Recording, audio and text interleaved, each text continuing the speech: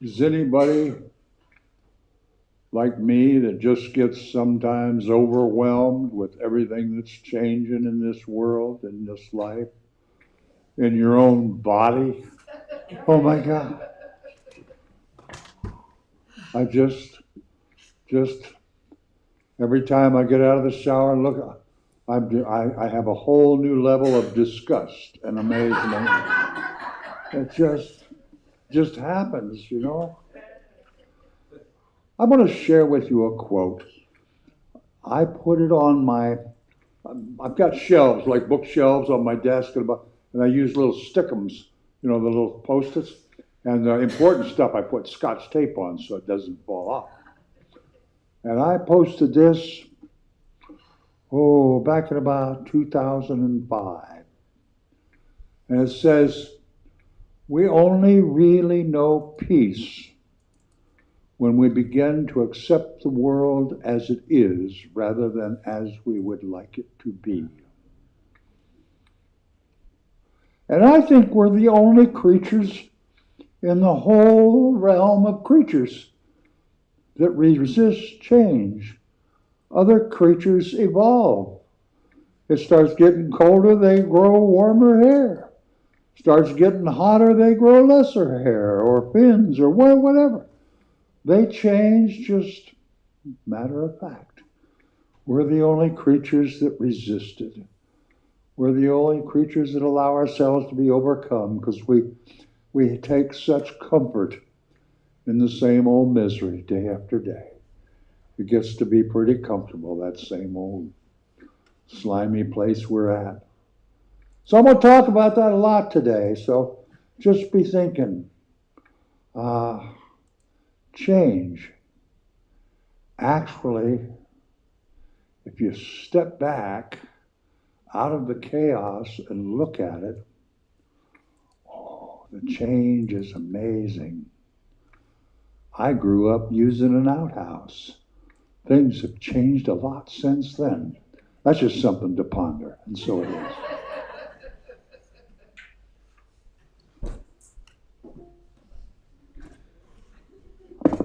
Good morning.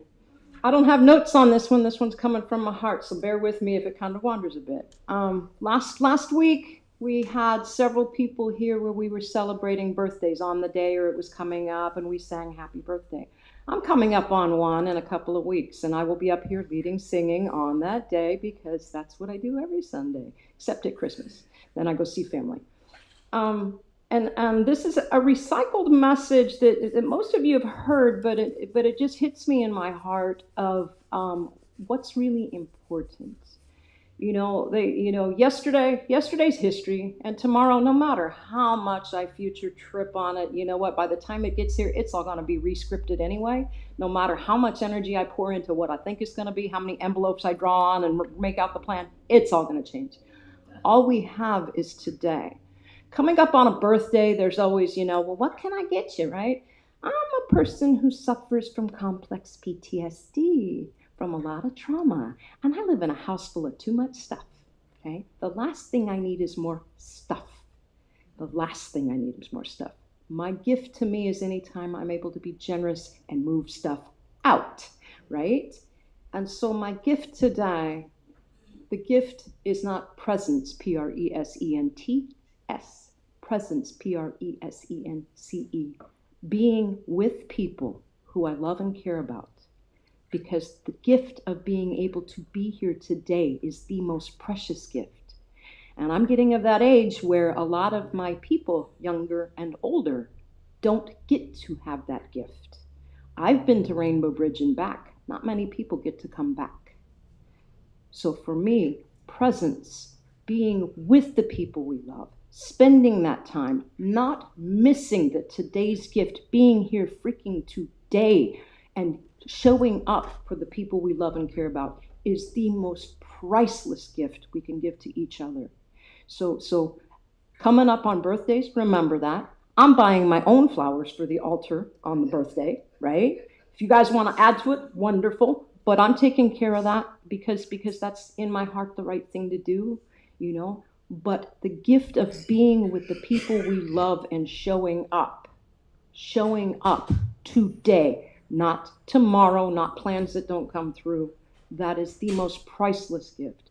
I was able to share in an elder's birthday luncheon at Panera, right? Not a high dollar thing, but I'll tell you what, we took up 14 spaces in that place. And that was the best gift to her, better than any card, better than any bit of stuff and wrapping paper. Showing up for each other. When it's good, when it's bad, it doesn't make a difference. We all need each other. I love you. Thank you.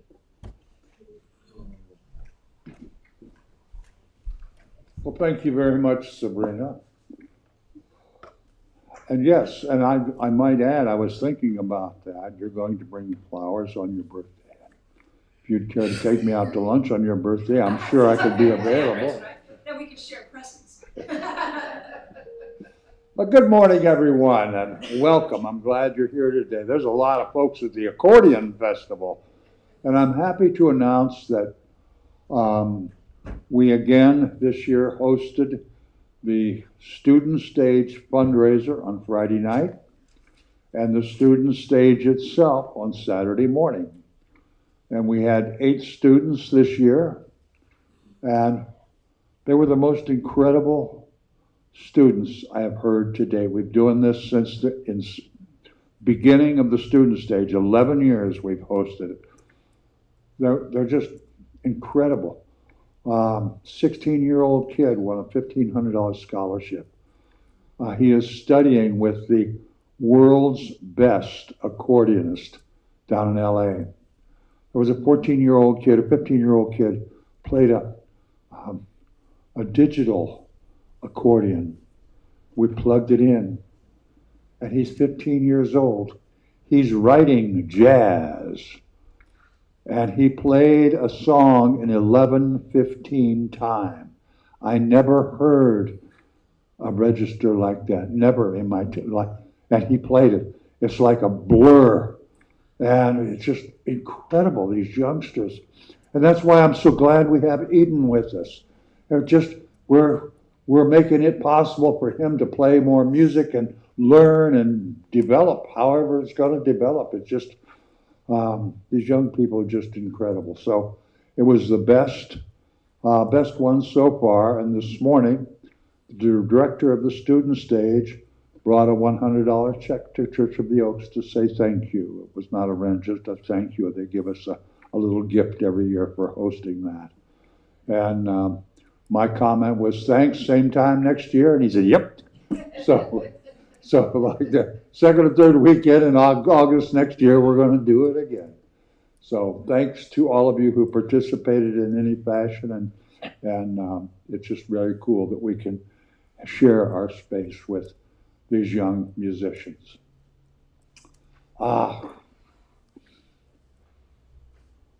We have 5 Sundays this month. The 31st is potluck. That's the one. That's the thing. This coming Thursday, no, is not book study. The ladies' spiritual book study will be a week from Thursday. It just met this past Thursday. Any other announcements?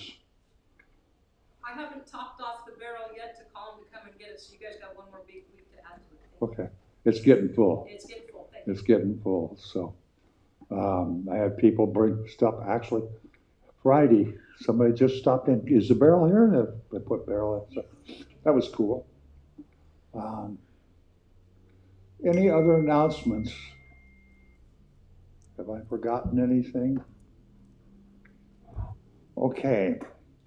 This is the part of our service where we think about the people that we know that are going through some challenge, some darkness, maybe some real pain and discomfort, maybe some physical, some health issues, maybe some relationship issues. If we can maybe say their names out loud, and after in a little bit, we're going to send our light and energy to them. Anyone? Jim? Shauna?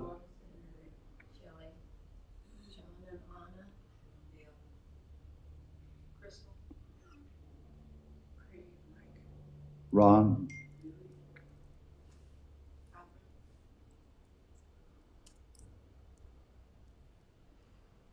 All right, we heard these names. We can imagine the faces. We can imagine we've all been in dark places. We've all had health issues. We've all had relationship issues, every one of us. We know what that's like. We've lived through it. So let's take the wisdom and the light that we carry and send it out to them, and let that light, let that courage, let that love embrace them in just the way they need embraced.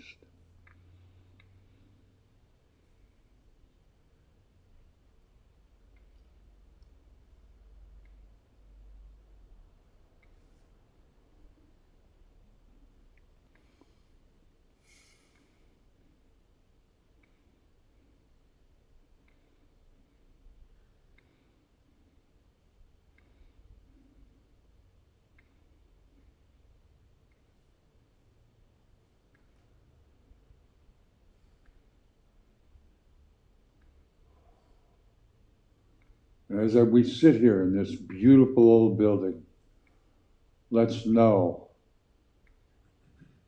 the Spirit is taking care of distributing the light, distributing the love and the courage and the acceptance that those in need will accept.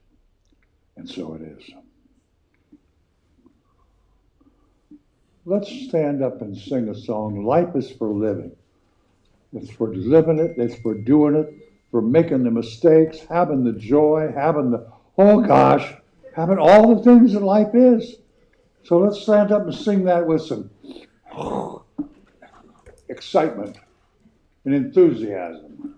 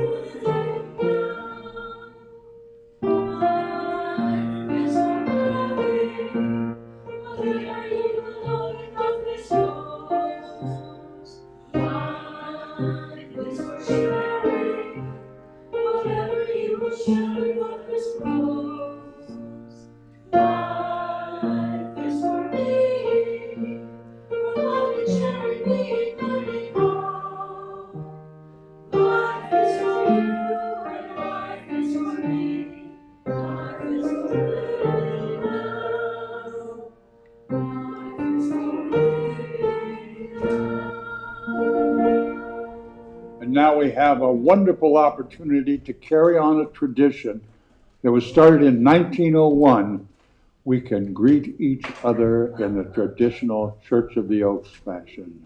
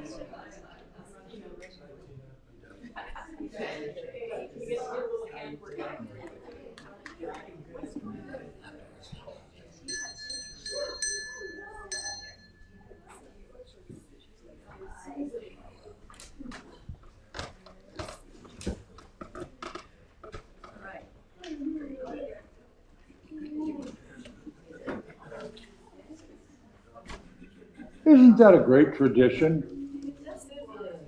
Just greeting each other and a hug and just feeling each other's energies.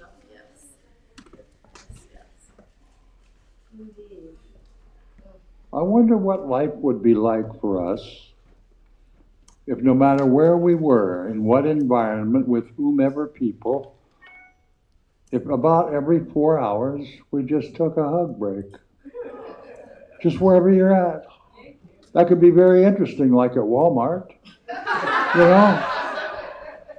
You just never know. And why not? Why not?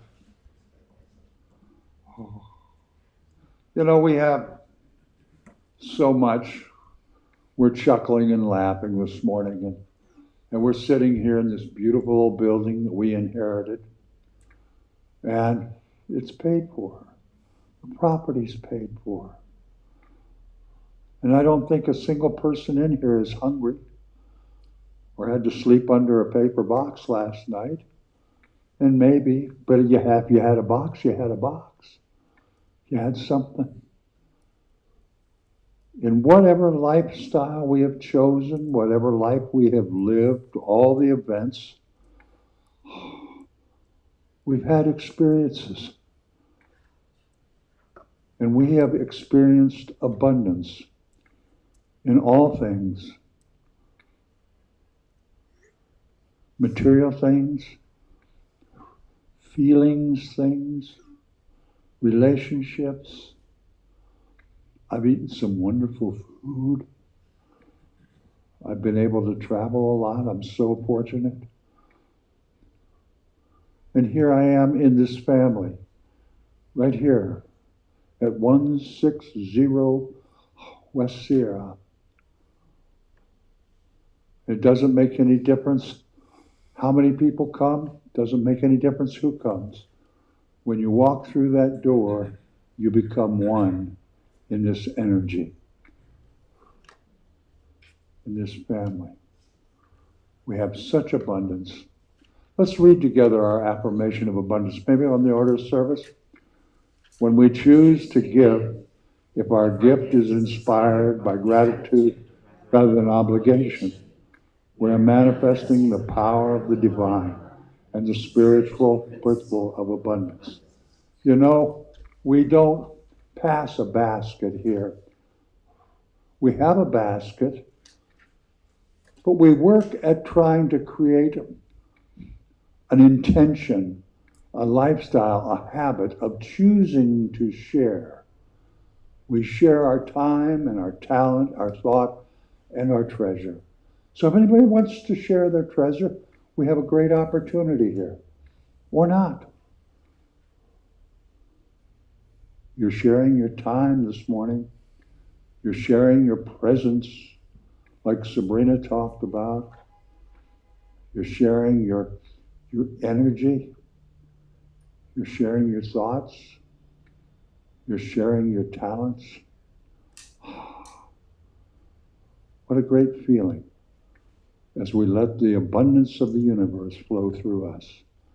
May we have a little pondering music, sir.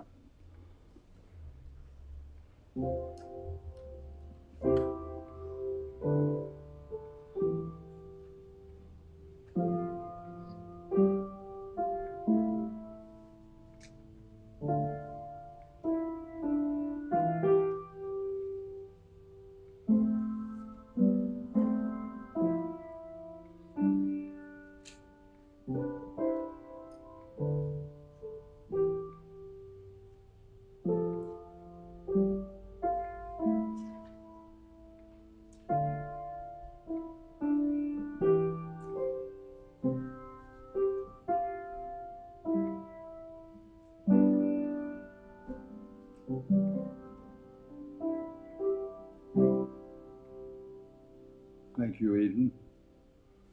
As we prepare ourselves for our meditation this morning, let's sing together Only Believe, number 152 in the Wings of Song.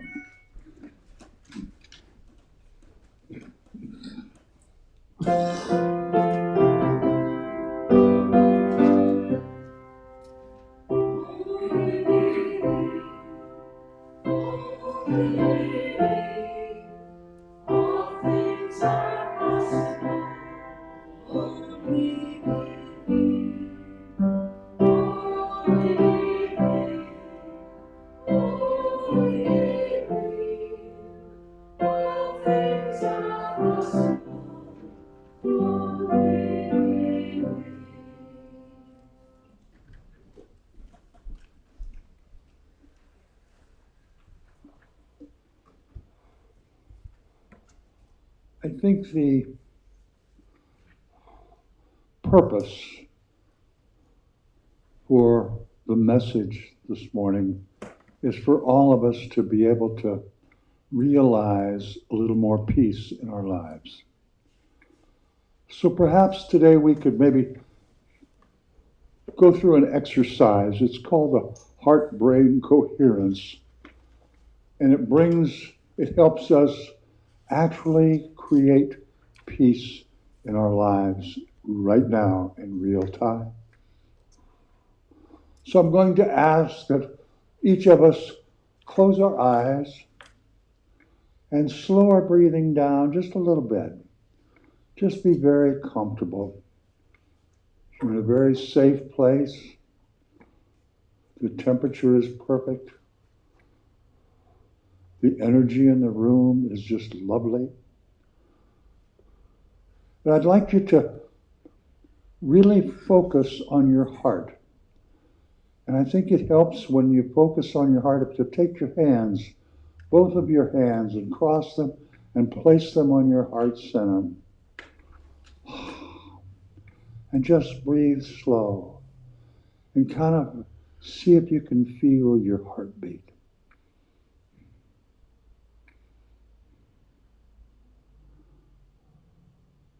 And then I'm going to ask you to feel gratitude.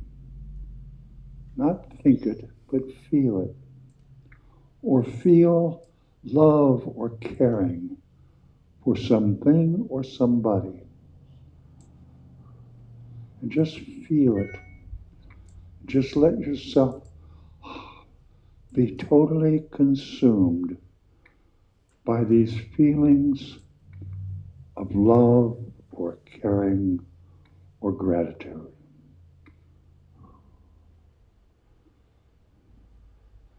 Just focus on that.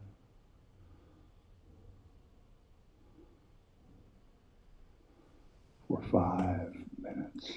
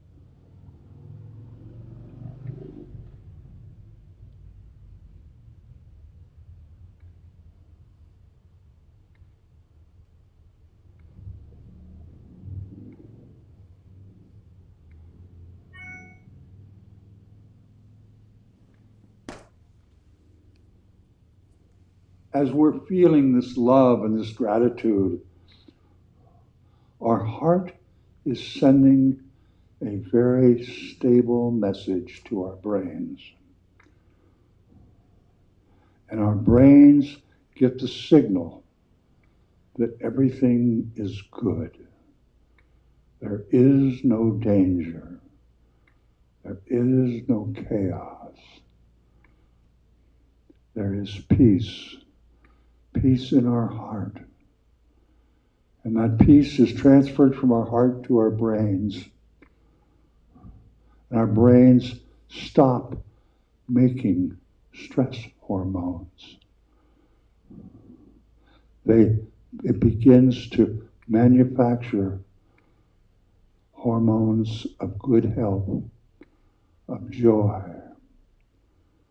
Our immune system starts working the way it was designed, instead out of stress and chaos.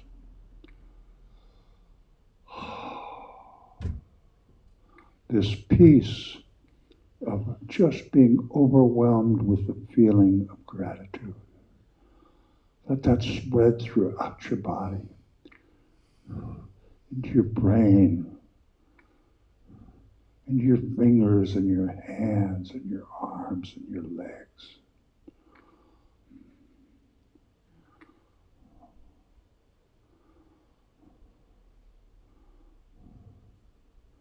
You can do this exercise whenever you want. But if you do this exercise for 10 minutes,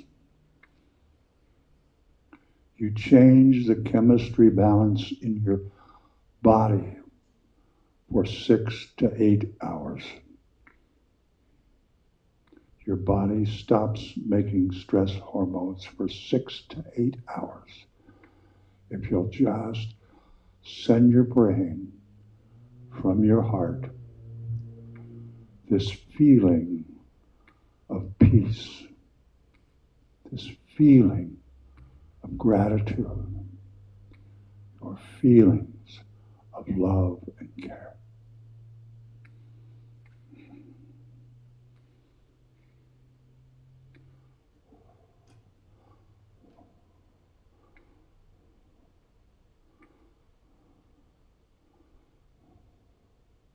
May each of us give gratitude for this moment, that perhaps in this moment we are feeling peace.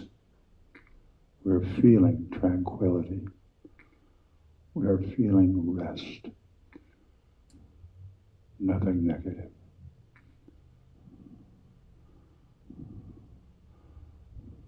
So you may adjust your attention or intention back to the physical in the room, but give thanks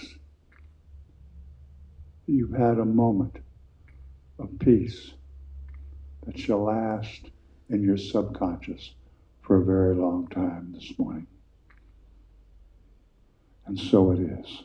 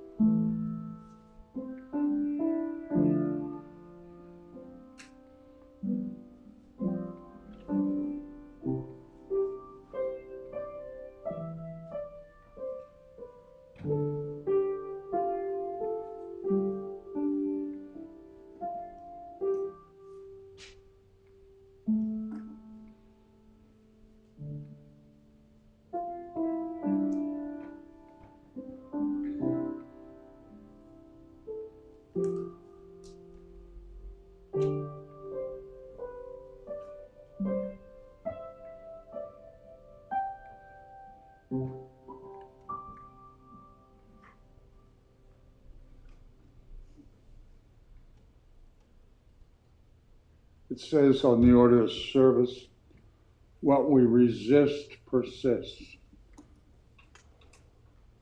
And that statement has roots in Buddhism,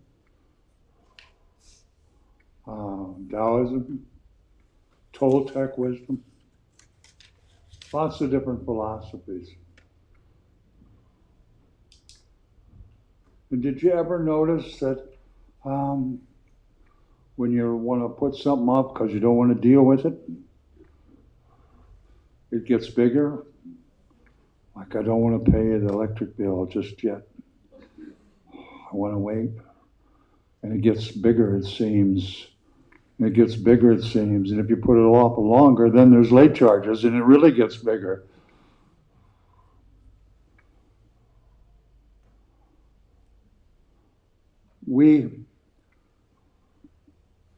We seem to, when we resist things, when we don't want to accept things the way they are, we want them to be like we want, only that'd be better and different. I think we self-inflict ourselves with, the Buddhists say, suffering, and that's as good a word as any.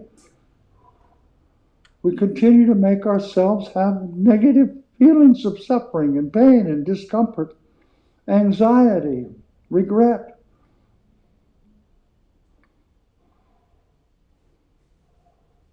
You know, the quotes today, I think, are good. If you take this home, think about these quotes that are written on your page. But so many people resist what is. They don't try to create something new.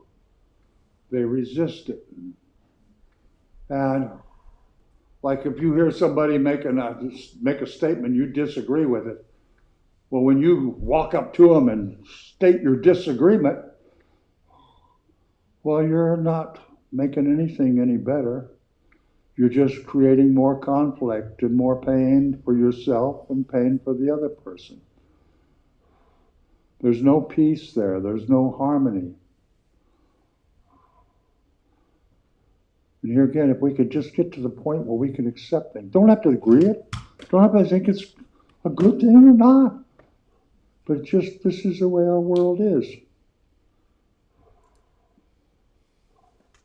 You know, so many of us have in the past, I think everybody here has gone to a demonstration or a sit-in or something like that, you know, kind of the thing I'm talking about, the marches. And I don't think that anything of those has ever worked. Occupy Wall Street, Standing Rock, those are huge ones. And the way it is simply when you make the status quo uncomfortable, they make whatever you're doing illegal, and it's over, and nothing really changes except we all go through a lot of pain and agony and hardship.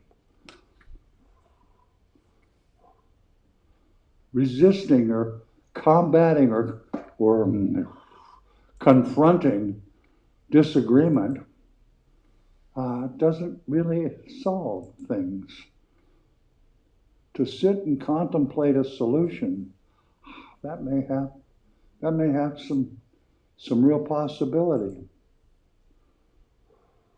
You know, I mentioned a few weeks ago, right after the first of the month, last month, maybe in July, I think it was the first month of July, when we had one person show up to ring our bell.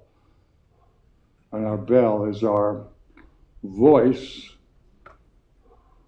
that says how much we are against school shootings and how much we want our government to change the laws, do some gun control, do what it takes. And I ask that we rethink that, reconsider. Is that what we want to do?